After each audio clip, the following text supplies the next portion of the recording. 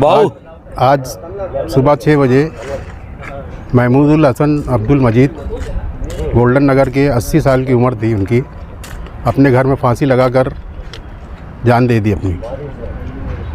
और बीमारी उनको यानी यूरिन की तकलीफ़ थी उनको।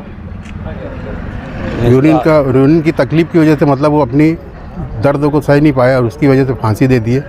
सवेरे जाकर हमने पौरवाड़ी पुलिस स्टेशन में रिपोर्टिंग करे, वहाँ के लोग आए, पंचनामा वगैरह हो गया है घर पर और डेड बॉडी को यहाँ पोस्टमार्टम के लिए लाया गया है। शहरियान से क्या कहेंगे, ये जो फांसी लगाकर मरना है, ये जो बात है सही नहीं है। वो उनकी तकलीफ़ इतनी ज़्यादा थी कि वो तकलीफ़ की वजह से वो उनको फांसी लगा लिए।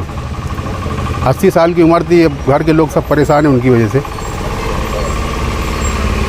भाई उनके लिए दुआ करें, अब क्या उनकी तकलीफ़ को बर्दाश्त नहीं कर। ये वो अपील करते कि यार कोई फांसी ना ले, बस और क्या है।